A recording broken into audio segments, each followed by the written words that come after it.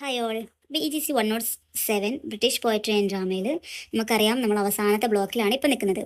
അവസാനത്തെ ബ്ലോക്കിലെ first unit നമ്മൾ കഴിഞ്ഞ ക്ലാസ്സിൽ ചർച്ച ചെയ്തു. അലക്സാണ്ടർ പോപ്പിൻ്റെ the rape of the lock എന്ന് പറയുന്ന ഒരു പോയാണ് നമുക്ക് ചർച്ച ചെയ്യാനുള്ളത്. സോ അദ്ദേഹത്തിൻ്റെ ആ ഒരു കാലഘട്ടത്തിനെ കുറിച്ചിട്ടാണ് നമ്മൾ ഒന്നാമത്തെ യൂണിറ്റിൽ നമ്മൾ ചർച്ച ചെയ്തത്. സോ ഈ ഒരു ബ്ലോക്കിൽ നമുക്ക് അദ്ദേഹത്തിനെ കുറിച്ചിട്ട് പറയുന്നുണ്ട്. അതുപോലെ നമുക്ക് പഠിക്കാനുള്ള ദ റേപ്പ് ഓഫ് ലോക്കിനെ കുറിച്ചിട്ട് കുറച്ച് ഭാഗങ്ങളൊക്കെ അതിൽ പറയുന്നുണ്ട്. സോ ഈ 2, 3, 4 യൂണിറ്റുകളൊക്കെ ഇതിൻ്റെ തുടർച്ചയായിട്ട് വരുന്നതാണ്. വീഡിയോ അധികം ലോങ് അല്ലെങ്കിൽ നമുക്ക് ഇതിന്റെ സമ്മറി കഴിഞ്ഞിട്ട് നാലാമത്തെ യൂണിറ്റിലുള്ള കാര്യങ്ങളും കൂടെ പറഞ്ഞു കഴിഞ്ഞിട്ട് ഇത് ഒരുമിച്ച് കംപ്ലീറ്റ് ആക്കാം. വീഡിയോ ലോങ് ആവുകയാണെങ്കിൽ ഞാൻ മേ ബി നാലാമത്തെ യൂണിറ്റ് നാളെ അപ്ലോഡ് ചെയ്യാം. ദെൻ സോ നമുക്ക് ഫസ്റ്റ് രണ്ടാമത്തെ ചാപ്റ്റർ സ്റ്റാർട്ട് ചെയ്യാം. Life and writings of Alexander pop. അദ്ദേഹത്തിൻ്റെ ലൈഫിനെ കുറിച്ചിട്ടും അദ്ദേഹത്തിൻ്റെ റൈറ്റിംഗ്സിനെ കുറിച്ചിട്ടുമാണ് നോക്കാനുള്ളത് ഇവിടെ. ആദ്യം തന്നെ നമുക്കറിയാം, നമ്മൾ അലക്സാണ്ടർ പോപ്പിനെ കുറിച്ചിട്ട് പറഞ്ഞിട്ടില്ല. സോ അദ്ദേഹത്തിൻ്റെ കുറച്ച് കാര്യങ്ങൾ പറഞ്ഞിട്ട് നമുക്ക് ദ റേപ്പ് ഓഫ് ലോക്കിലേക്ക് പോകാം കേട്ടോ. അദ്ദേഹം 1688 ജനിച്ചിട്ടുള്ളത്. ഇംഗ്ലണ്ടിലാണ് ജനിച്ചത്. 1744 വരെയാണ് അദ്ദേഹത്തിൻ്റെ ലൈഫ് സ്പാൻ എന്ന് പറയുന്നത്. അദ്ദേഹം ജനിച്ചത് ഒരു റോമൻ കത്തോലിക് ഫാമിലിയിലാണ്. അദ്ദേഹത്തിൻ്റെ ആ ജനിക്കുമ്പം ഉള്ള സമയത്തൊക്കെ എന്താണ്, ആ റോമൻ കത്തോലിക്കക്കാർക്ക് ഭയങ്കര വിവേചനപരമായിട്ടുള്ള കാര്യങ്ങളൊക്കെ നേരിടുന്ന ആ ഒരു ടൈമാണ്. ഈവൻ നമ്മുടെ ഓക്സ്ഫോർഡ്, അതുപോലെ തന്നെ കാംബ്രിഡ്ജ് പോലുള്ള പ്രശസ്തമായിട്ടുള്ള യൂണിവേഴ്സിറ്റികളിലൊന്നും എന്താണ് ഈ ഒരു റോമൻ കത്തോലിക്കക്കാർക്ക് പഠിക്കാൻ പാടില്ലായിരുന്നു. അങ്ങനത്തെ പല വിവേചനങ്ങളും അദ്ദേഹം നേരിട്ടിട്ട് കൊണ്ട് തന്നെ അദ്ദേഹം എന്താണ് കൂടുതലായിട്ട് അദ്ദേഹം ശ്രദ്ധ ചെലുത്തിയത് അദ്ദേഹത്തിൻ്റെ സെൽഫ് എഡ്യൂക്കേഷനാണ്. അദ്ദേഹം സ്വയം തന്നെ പഠിച്ചെടുക്കുകയാണ് കൂടുതലായിട്ടും ചെയ്തിട്ടുള്ളത് എന്നുള്ളതാണ്. അതുപോലെ അദ്ദേഹത്തിൻ്റെ 12ാം വയസ്സിൽ അദ്ദേഹത്തിന് ഒരു രോഗം ബാധിച്ച് ട്യൂബർ കൊളോയിസ് ഓഫ് ദ സ്പൈൻ എന്ന് പറയുന്ന രോഗം, തണ്ടലിൻ്റെ ക്ഷയരോഗം എന്നൊക്കെ പറയാം നമുക്കതിന്. അങ്ങനത്തെ ഒരു രോഗം ബാധിച്ച് എന്താണ് ശരീരമൊക്കെ എന്താണ് ഭയങ്കര വേദനാജനകമായിട്ടുള്ള ഒരു ഇതിലൂടെ അങ്ങനെ കടന്നു പോകുമ്പോൾ അതിന് ആ ഒരു രോഗമുള്ളത് കൊണ്ട് തന്നെ അദ്ദേഹം എന്താണ് വെറും 4.5 ഫീറ്റ് മാത്രം ഉയരുള്ളൂ എന്നുള്ളതാണ് നമുക്ക് കാണാൻ പറ്റുന്നത്. അങ്ങനെയൊക്കെയാണെങ്കിലും അദ്ദേഹത്തിൻ്റെ ആ ഒരു രോഗത്തിൻ്റെ ആ ഒരു ഇതിലൊക്കെ എന്താണ് അദ്ദേഹം ഭയങ്കര പ്രയാസപ്പെട്ടിട്ടുണ്ടെങ്കിലും എന്താണ് അദ്ദേഹം ഒരിക്കലും തളർന്നിട്ടില്ല. മെൻ്റൽ സ്ട്രെങ്ത് എന്താണ് എപ്പോഴും ഗ്രേറ്റ് ആയിട്ടാണ് അദ്ദേഹം നിലനിന്നിരുന്നത്. അതുകൊണ്ട് തന്നെ എന്താണ് അദ്ദേഹത്തിന് ഒരുപാട് ലിറ്റററി ആയിട്ട് ഒരുപാട് സംഭാവനകൾ നമുക്ക് നൽകാൻ കഴിഞ്ഞു എന്നുള്ളതാണ്. അങ്ങനത്തെ ഒരുപാട് മാനസികമായിട്ടും ശാരീരികമായിട്ടും ഒരുപാട് ബുദ്ധിമുട്ടുകൾ അദ്ദേഹത്തിന് ഉണ്ടായിട്ടുണ്ടെങ്കിലും അതൊക്കെ തരണം ചെയ്ത് അദ്ദേഹത്തിൻ്റെ ഒരു മെൻ്റൽ സ്ട്രെങ്ത് കൂട്ടിയെന്നാണ് അദ്ദേഹം ഒരുപാട് സംഭാവനകൾ നമുക്ക് നമ്മുടെ ലിറ്ററേച്ചേഴ്സിന് നൽകിയിട്ടുണ്ടെന്നുള്ളതാണ്. അതുപോലെ ഭയങ്കര ടീനേജർ ആയിക്കുന്ന സമയത്ത് തന്നെ അദ്ദേഹം എന്താണ് പോയംസൊക്കെ റൈറ്റ് ചെയ്യാൻ തുടങ്ങിയിട്ടുണ്ട്. അതുപോലെ അദ്ദേഹം എന്താണ് നമ്മൾ കഴിഞ്ഞ ഇതിൽ പഠിച്ച പോലെ എന്താണ് ഹീറോയിക് കപ്ലെറ്റ്സ് ആണ് പോയംസിൽ ആ ഒരു രീതിയാണ് അദ്ദേഹം ഉപയോഗിക്കുക. അതുപോലെ തന്നെ അദ്ദേഹത്തിൻ്റെ പോയംസിലൊക്കെ നമുക്ക് ഭയങ്കര ക്ലാരിറ്റി, ഒരു ബാലൻസ്, ഒരു വിറ്റ്, ദെൻ മോറൽ സീരിയസ്നെസ്, ഇതൊക്കെ നമുക്ക് അദ്ദേഹത്തിൻ്റെ പോയത്തിൽ കാണാൻ പറ്റും. അദ്ദേഹം അറിയപ്പെടുന്നത് മാസ്റ്റർ ഓഫ് സാറ്റയർ എന്നുള്ള രീതിയിലാണ് അദ്ദേഹം അറിയപ്പെടുന്നത്. അഥവാ ആക്ഷേപഹാസ്യത്തിൻ്റെ ഒരു മാസ്റ്ററായിട്ടാണ് അദ്ദേഹം നിലകൊള്ളുന്നത്. അദ്ദേഹം ഏറ്റവും പോപ്പുലർ ആയത് ആ ഒരു പേരിലാണ് എന്നുള്ളതാണ്. ദെൻ അദ്ദേഹത്തിൻ്റെ പ്രധാനപ്പെട്ട റൈറ്റിംഗ്സ് ആണ് an essay on criticism, then an essay on man, അതുപോലെ തന്നെ നമുക്ക് പഠിക്കാനുള്ള ദ റേപ്പ് ഓഫ് ലോക്ക്. ഇതൊക്കെയാണ് അദ്ദേഹത്തിൻ്റെ മെയിൻ ആയിട്ടുള്ള ഇമ്പോർട്ടൻ്റ് ആയിട്ടുള്ള വർക്കുകൾ എന്ന് പറയുന്നത്. An essay on criticism, an essay on man എന്ന് പറയുന്ന ഈ 2 വർക്കിനും ചെറിയൊരു രൂപം എന്താണെന്നുള്ളത് ചെറിയൊരു ഭാഗം നമ്മുടെ ടെക്സ്റ്റിൽ കൊടുത്തിട്ടുണ്ട്. പക്ഷെ നമുക്ക് അതിനൊന്നും ആവശ്യമില്ല. അത് ഡീറ്റെയിൽ ആയിട്ട് നമുക്ക് അതിൻ്റെ ബാക്കിൽ കൂടേണ്ട ആവശ്യമില്ല. നമുക്ക് പഠിക്കാനുള്ള ദ റേപ്പ് ഓഫ് ലോക്കിനെ കുറിച്ചിട്ട് നോക്കാം. ഈ 2 സംഭവങ്ങളും ഒരു എസ്സേ അല്ല കേട്ടോ, അത് 2ഉം പോംസ് ആണ്. അതിൻ്റെ ഹെഡിങ് അങ്ങനെയാണെന്ന് മാത്രം. ദെൻ നമുക്ക് പഠിക്കാനുള്ള ദ റേപ്പ് ഓഫ് ലോക്ക് എന്ന് പറയുന്ന ആ ഒരു പോയത്തിലേക്ക് നോക്കാം. The rape of the lock എന്ന് പറയുന്ന ഈ ഒരു പോം ഫസ്റ്റ് ആയിട്ട് പബ്ലിഷ് ചെയ്തത് 1712 ബട്ട് പിന്നീട് എന്താണ് 5 കാൻറ്റോ ആയി, 5 പാർട്ടായിട്ട് പിന്നെ വീണ്ടും 1714 ഇത് റിപ്പബ്ലിഷ് ചെയ്യുകയാണ് ചെയ്തിട്ടുള്ളത്. ഇതൊരു മോക്ക് എപ്പിക് ആയിട്ടാണ് നമുക്ക് കാണാൻ പറ്റുന്നത്. അഥവാ നമ്മൾ ജോൺ ഡ്രൈഡൻ്റെ കഴിഞ്ഞ ബ്ലോക്കിൽ പഠിച്ചതുപോലത്തെ ഒരു മോക്ക് എപ്പിക് ആയിട്ടാണ് നമുക്ക് കാണാൻ പറ്റുന്നത്. അഥവാ ഇതൊരു റിയൽ ഇൻസിഡൻറ്റിനെ ബേസ് ചെയ്തിട്ട് എഴുതിയിട്ടുള്ളതാണ്. ആ ഒരു കാലഘട്ടത്തിൽ ജീവിച്ചിരുന്ന ഒരു എന്താ പറയുക, ഒരു അരിസ്റ്റോക്രാറ്റിക് ഫാമിലിയിൽ പെട്ട അഥവാ പ്രഭുക്കന്മാരുടെ 2 കുടുംബങ്ങൾ തമ്മിലുള്ള ഒരു പ്രശ്നം ഉണ്ടായി. എന്തായിരുന്നു, നമ്മുടെ ഒരാൾ അരബെല്ല, ദെൻ ഫേമർ എന്ന് പറയുന്ന ഒരാളും പെണ്ണാണ്, ലേഡിയാണ്. ദെൻ ഒരു യങ് മാൻ ആയിട്ടുള്ള ലോർഡ് പെഡ്രി എന്ന് പറയുന്ന ഇവർ 2 പേരും തമ്മിൽ എന്താണ് ചെറിയൊരു പ്രശ്നം ഉണ്ടായി. അങ്ങനെ ആ പ്രശ്നത്തിൻ്റെ ഇടയിൽ എന്ത് ചെയ്തു, ലോർഡ് പെഡ്രി എന്തായിരുന്നു അവളുടെ ചെറിയൊരു മുടിൻ്റെ ഒരു ഭാഗം മുറിച്ചെടുത്തു. ഇത് ഭയങ്കര വലിയൊരു കുടുംബ വിവാദമായിട്ട് മാറി.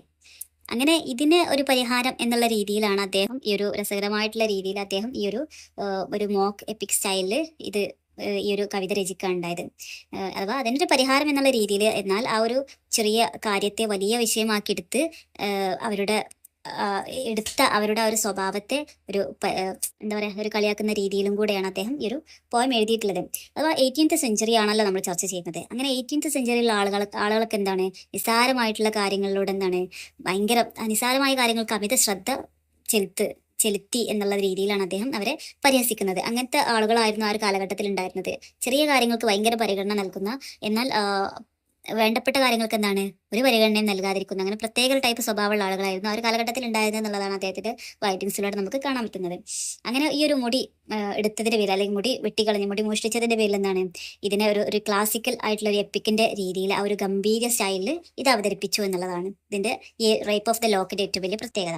സോ നമുക്ക് ഇതിൽ 5 ക്യാൻഡോ ആയിട്ടാണ് നമുക്ക് പഠിക്കാനുള്ളത്, 5 പാർട്ടായിട്ട്. ദെൻ ഫസ്റ്റ് ക്യാൻഡോ നമുക്ക് ആദ്യം നോക്കാം. സോ നമുക്ക് നമ്മുടെ കഥ സ്റ്റാർട്ട് ചെയ്യാം. കഥയല്ല, ഇതൊരു പോയമാണ്.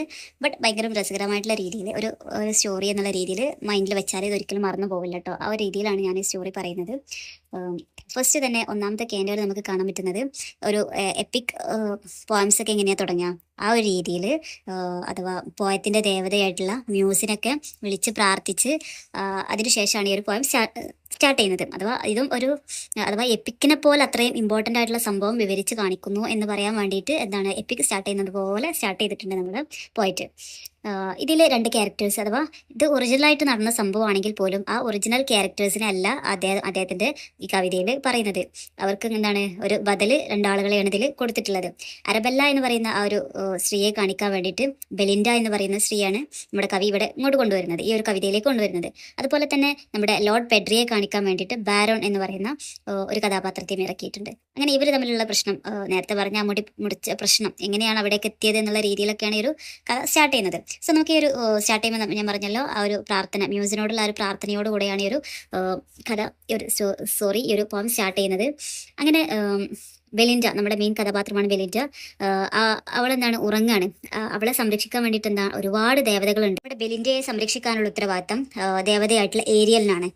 അവരാണ് മെയിൻ ആയിട്ടുള്ള ദേവതയായിട്ട് വരുന്നത്. അതുപോലെ തന്നെ വേറെയും ഒരുപാട് ദേവതമാരുണ്ട്, സിൽഫുകൾ, നോമുകൾ, നിംഫുകൾ തുടങ്ങിയിട്ടുള്ള ഒരുപാട് ദേവതകളുണ്ട് നമ്മുടെ സ്ത്രീ സംരക്ഷണത്തിന് വേണ്ടിയിട്ട്. അതിൽ നമ്മുടെ ബെലിൻഡയുടെ മുടി സംരക്ഷിക്കുന്ന ആളാണ് സിൽഫുകൾ. ഓരോരുത്തർക്കും ഓരോ ഡ്യൂട്ടിയാണ്, ഓരോ കാര്യങ്ങൾ നോക്കുക എന്നുള്ളത്. നമ്മുടെ സിൽഫുകളുടെ ഡ്യൂട്ടി എന്താണ്, മുടിയെ നോക്കുക എന്നുള്ളതാണ്.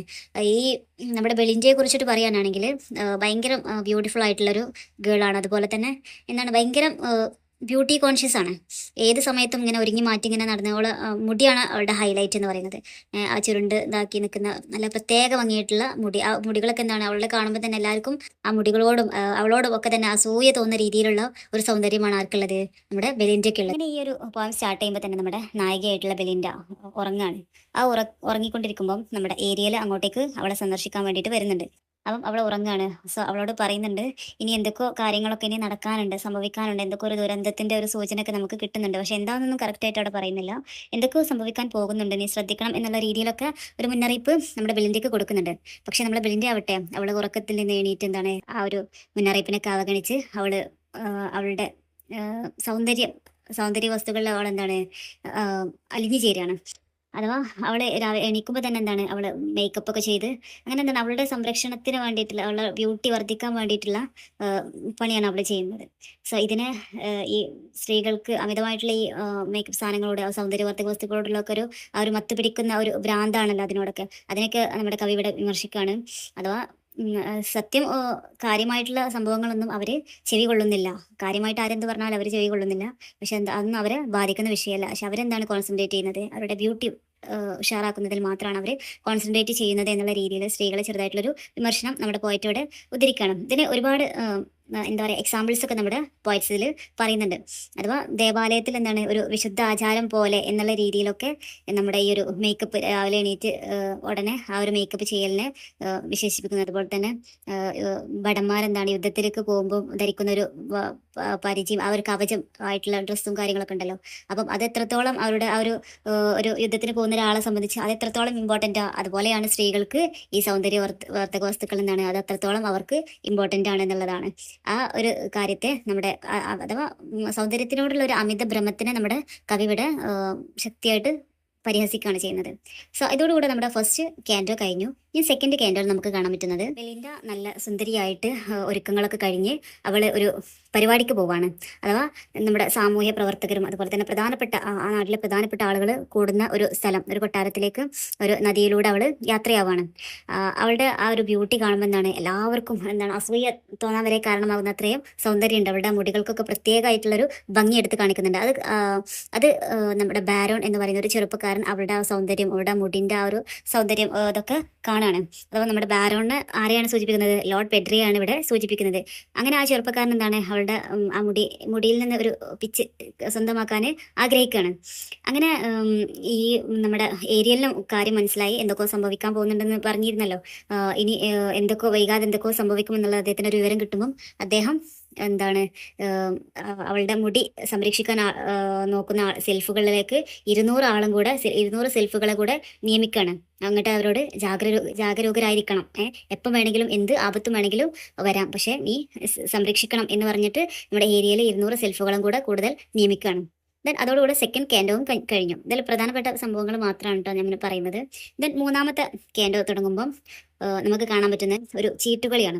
ഓംപ്രെ എന്ന ഒരു പേരുള്ള ഒരു ചീട്ടുകളിയോടെയാണ് അവളുടെ ഒരു, ഞാൻ പറഞ്ഞാൽ ഒരു സാമൂഹികമായിട്ടുള്ള ഒരു ഒത്തുകൂടലാണല്ലോ അവിടെ നടക്കുന്നത്. അങ്ങനെ ആ സാമൂഹികമായിട്ടുള്ള ഒത്തുകൂടൽ നടക്കുന്നതാണ് ആ ഒരു ചീട്ടുകളിയിലൂടെയാണെന്നുള്ളതാണ്.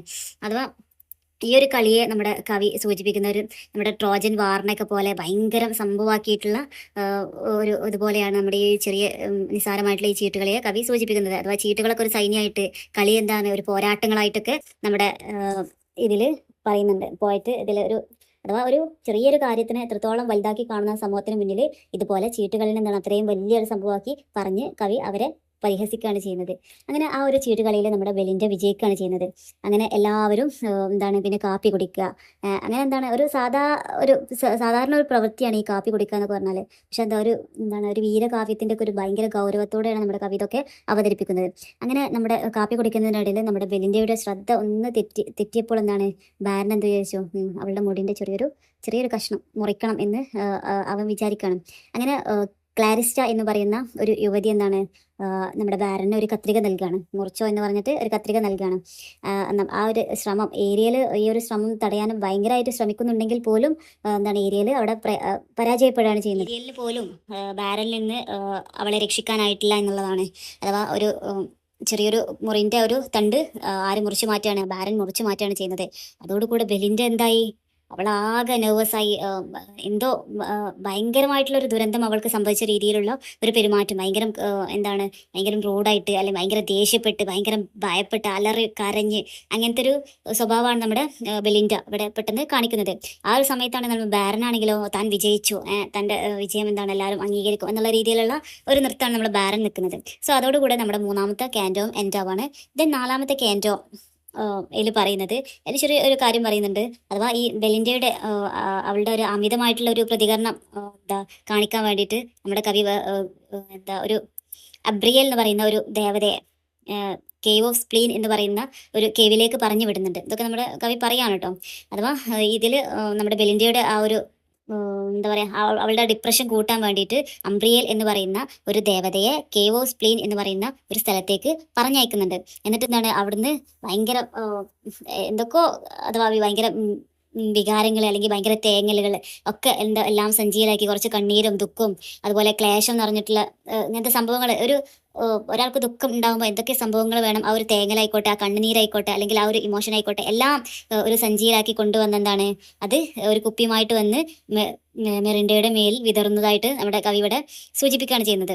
അഥവാ ഇത് ഒരു തരം ഒരു കളിയാക്കല്, അവളുടെ കോപം ആളിക്കത്തിക്കാനുള്ള ഒരു പണി എന്നുള്ള രീതിയിൽ നമ്മുടെ കവി ഇവിടെ കളിയാക്കുകയാണ് ചെയ്യുന്നത്. ഇങ്ങനെ ഒരു ദേവത പോയി കൊണ്ടുവന്നു എന്നിട്ട് അവളുടെ മേൽ ചൊരിഞ്ഞു എന്നൊക്കെ പറയുന്നത് ഒരു തരം ഒരു പരിഹാസം എന്നുള്ള രീതിയിൽ നമുക്ക് കാണാൻ പറ്റും. അങ്ങനെ ആ സഞ്ചിയിലുള്ള ഈ കണ്ണീരും ദുഃഖവും കോപവും തേങ്ങലുകളും എല്ലാം ദീർഘനിശ്വാസങ്ങൾ വരെ ആ സഞ്ചിയിലാക്കി കൊണ്ടുവന്നു എന്നുള്ളതാണ്. അങ്ങനെ അതൊക്കെ നമ്മുടെ ബെലിൻഡയുടെ മേലിൽ വർഷിപ്പിക്കുമ്പോൾ അതെന്തായി?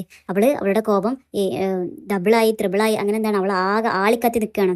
ഈ ഒരു സമയത്ത് നമ്മുടെ ബെലിൻഡയുടെ ഫ്രണ്ടായിട്ടുള്ള തലസ്ട്രസ് നമ്മുടെ ബാരനോട് ആ മുടി തിരികെ വേണം, ഈ ഒരു മോഷണം നമ്മുടെ ബെലിൻഡയുടെ മുഴുവൻ ഒരു സാമൂഹ്യ നിലക്കും അതുപോലെ തന്നെ അവളുടെ ആ ഒരു ഇമേജിനൊക്കെ ഒരു അപമാനമാണ് എന്നുള്ളത് അവളുടെ ഫ്രണ്ടായിട്ടുള്ള തലസ്ട്രസ് വാദിക്കുകയാണ് ചെയ്യുന്നത്. അതോടുകൂടെ ഈ നാലാമത്തെ ഈ ഒരു ക്യാൻഡോ എൻഡ് ആവാണ്. ദെൻ അഞ്ചാമത്തെ ക്യാൻഡോയിൽ നമുക്ക് കാണാൻ പറ്റുന്നത് ആ ഒരു എന്താണ് ആ ഒരു കലഹം ഉണ്ടല്ലോ അത് പിന്നെ ഭയങ്കരമായിട്ടൊരു വാറ് നടക്കുന്ന പോലെ അങ്ങോട്ടും ഇങ്ങോട്ടും ആകെ പിടിയും വലിയായി ആകെ ഭയങ്കര അലങ്കോലമായി. ആ ഒരു സമയത്ത് നമ്മുടെ ബാരോണും അതുപോലെ തന്നെ ബെലിൻ്റെയും തമ്മിൽ ഏറ്റുമുട്ടുന്നുണ്ട്. ആ ഒരു സമയത്ത് ഒരു നുള്ള് സ്നഫ് എടുത്തിട്ട് അവനെ എറിയുന്നുണ്ട്. അതുപോലെ തന്നെ ഹെയർ പിൻ എടുത്തിട്ട് ഭീഷണിപ്പെടുത്തുന്നുണ്ട്. നീ അത് എനിക്ക് തിരിച്ചു തരണം എന്നൊക്കെ പറഞ്ഞിട്ട്. പക്ഷേ ആ മുടി എന്തായത് എങ്ങോട്ടാണ് പോയതെന്ന് ആർക്കും കണ്ടെത്താനായിട്ടില്ല എന്നുള്ളതാണ് നമ്മുടെ കവി പറയുന്നത്. അത് സ്വർഗത്തിലേക്ക് ഉയർന്ന എന്താണ് ഒരു നക്ഷത്രമായിട്ട് ആകാശത്തിൽ എന്നും നിലനിൽക്കുന്നു. ഇന്നും അന്നും എന്താണ് ആ ഒരു പ്രകാശമായിട്ട് എന്നും അത് അങ്ങനെ നിലനിൽക്കുന്നുണ്ട്. അവളുടെ സൗന്ദര്യം ഭൂമിയിലും അതുപോലെ തന്നെ ആകാശത്തും അനശ്വരമായി എന്നും നിലനിൽക്കുന്നു എന്ന് പറഞ്ഞിട്ടാണ് ഈ ഒരു പോയം അവസാനിക്കുന്നത്. ഇത് മനസ്സിലായല്ലോ, ചെറിയൊരു ഒരു പരിഹാസമായിട്ടുള്ള ഒരു കാവ്യമാണ്. പക്ഷേ ഇതിന്റെ ഭയങ്കര ആലങ്കാരികമായിട്ടുള്ള പദങ്ങളും കാര്യങ്ങളൊക്കെ ഉപയോഗിച്ച് ഒരു മോക്ക് ഹീറോ പോയം രീതിയിലാണ് ഇത് ഇവിടെ കൊടുത്തിട്ടുള്ളത്. ചെറിയ അന്നത്തെ സൊസൈറ്റിയിൽ നടന്നിരുന്ന പല ചെറിയ സംഭവങ്ങളെയും അമിതമായിട്ട് അതിലേക്ക് ഇൻവോൾവ് ചെയ്ത് ഭയങ്കര പ്രശ്നങ്ങൾ വഷളാക്കുന്ന രീതിയിലുള്ള ഒരു സ്വഭാവം, ഒരു ബിഹേവിയർ ആ ഒരു സൊസൈറ്റിയിൽ കണ്ടുവന്നിരുന്നു. അതിനെ മുഴുവനായിട്ട് വിമർശിച്ച് ആ ഒരു സമയത്ത് നടന്നിരുന്ന ഈ ഒരു സംഭവം, ഒരു മുടി മുറിച്ചതിന്റെ പേരിൽ നിന്നാണ് രണ്ട് കുടുംബങ്ങൾ തമ്മിൽ നിന്ന് വലിയ രണ്ട് ഫാമിലീസ്, വലിയ പ്രഭുക്കന്മാരുടെ ഫാമിലീസ് തമ്മിൽ എന്താണ് യുദ്ധങ്ങളല്ല, ഒരുപാട് പ്രശ്നങ്ങൾ നടന്നു ചെറിയൊരു മുടി മുറിച്ചു എന്നതിന്റെ പേരിൽ. ആ ഒരു മുടി മുറിച്ചതോടുകൂടി ആ ഒരു പെൺകുട്ടിന്റെ സ്ഥിതി എന്തായി, അവൾക്ക് എന്തോ ഒരു മാനനഷ്ടം സംഭവിച്ച രീതിയിൽ, വിമാനം തന്നെ നഷ്ടപ്പെട്ട രീതിയിലൊക്കെ പെൺകുട്ടിയുടെ മെന്റാലിറ്റി പോയി എന്നുള്ളതാണ്. അഥവാ ചെറിയൊരു കാര്യങ്ങളിൽ അമിതമായിട്ടുള്ള ശ്രദ്ധ കൊടുക്കുമ്പോൾ ആ ഒരു സമൂഹത്തിന് ഉണ്ടാകുന്ന പ്രശ്നങ്ങൾ, അവിടെ ഉണ്ടാകുന്ന പല പ്രശ്നങ്ങളെയും നമുക്ക് തുറന്നു കാട്ടുകയാണ് നമ്മുടെ പോയറ്റ് ഇതിലൂടെ ചെയ്യുന്നത്. ഇനി നമുക്ക് ഇതാണ് ഇതിന്റെ ഒരു ചെറിയൊരു ഇതിന്റെ ഒരു സമ്മറി എന്ന് പറയുന്നത്. ഇനി ഇതിന്റെ തീം നമുക്ക് ഡീറ്റെയിൽ ആയിട്ട് നോക്കാനുണ്ട്. അതുപോലെ തന്നെ ഓരോ ക്യാരക്ടർ അനാലിസിസ് നമുക്ക് നോക്കേണ്ടതുണ്ട്. ഈ ഒരു കാര്യങ്ങളോട് പറയുമ്പോഴാണ് ഈ ഒരു സമ്മറിയിൽ പറയാത്ത പല കാര്യങ്ങളും നമുക്ക് ഓരോ ക്യാരക്ടേഴ്സ് പഠിക്കുമ്പോൾ നമുക്ക് ചർച്ച ചെയ്യാനുണ്ട്. സോ ഞാൻ ഇതും കൂടെ ഇതിൽ ഉൾക്കൊള്ളിച്ചാൽ വീഡിയോ ഭയങ്കരമായിട്ട് ലോങ് ആയി പോകും. ഇപ്പൊ തന്നെ ഓൾമോസ്റ്റ് 60 മിനിറ്റ് കഴിഞ്ഞു. അതുപോലെ തന്നെ നമ്മുടെ പോയറ്റിക് സ്റ്റൈൽ പറയുന്നുണ്ട്, സെൽഫുകളെ കുറിച്ചിട്ട്, അങ്ങനെ കുറച്ച് കാര്യങ്ങളും കൂടി ഇതിൽ ഇമ്പോർട്ടൻ്റ് ആയിട്ട് തന്നെ പറയാനുണ്ട്. സോ അത് എത്രയും പെട്ടെന്ന് നാളെ തന്നെ കഴിയുകയാണെങ്കിൽ നാളെ തന്നെ ഞാൻ അപ്ലോഡ് ചെയ്യുന്നതായിരിക്കും. അപ്പം എല്ലാവരും നമ്മളെ സപ്പോർട്ട് ചെയ്യട്ടോ. നമുക്ക് സബ്സ്ക്രൈബ് ചെയ്യുക, അതുപോലെ തന്നെ ലൈക്ക് അടിക്കുക, കമൻറ്റ് എഴുതുക. നിങ്ങളൊക്കെ സപ്പോർട്ട് കൊണ്ട് മാത്രമാണ് എനിക്ക് അടുത്ത വീഡിയോ ഇടാനുള്ള ഒരു ടെൻഡൻസി വരുന്നത്. സോ എല്ലാവരും, എനിക്കൊക്കെ വ്യൂസും കാര്യങ്ങളൊക്കെ വളരെ കുറവാണ്. സോ എല്ലാവരും സബ്സ്ക്രൈബ് ചെയ്ത് എല്ലാവരും സപ്പോർട്ട്